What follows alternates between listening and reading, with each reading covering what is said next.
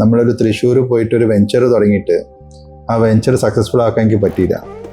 അപ്പോൾ ഞാൻ പല ബിസിനസ് ഗുരുസ് ഇങ്ങനത്തെ കുറേ ആൾക്കാരായിട്ട് കൺസൾട്ടൻസ് ഇവരൊക്കെ ആയിട്ട് സംസാരിച്ചു, ഒരുപാട് ആൾക്കാരായിട്ട് സംസാരിച്ചു. അതിലൊരാൾ പറഞ്ഞൊരു കാര്യമാണ് എനിക്ക് ഭയങ്കരമായിട്ട് ഇഷ്ടപ്പെട്ടത്. അതായത്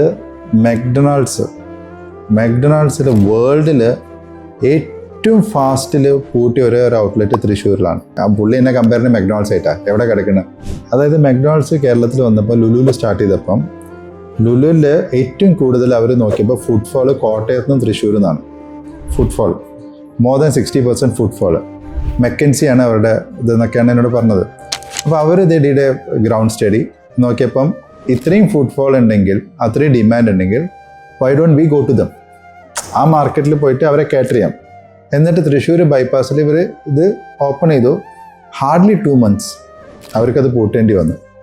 അപ്പോഴും എറണാകുളം ലുലുവിൽ ഫുട്ഫോളിനൊരു കുറവുമില്ല. ഇൻ ഷോർട്ട് വിഷയം എന്താ വെച്ചാൽ തൃശ്ശൂരുകാർക്കും കോട്ടയംകാർക്കും they are obsessed with Cochin. Hardly 1 hour drive. എന്തിനും ഏതിനും ഒരു സിനിമ കാണണമെന്നുണ്ടെങ്കിൽ തൃശ്ശൂർ സരിതയിൽ പരം എറണാകുളത്ത് പോയിട്ട് കാണുക എന്നുള്ളൊരു ഇതാണ് അവർക്കുള്ളത്. ഇതൊരു ഹ്യൂമൻ ഇതാണ്.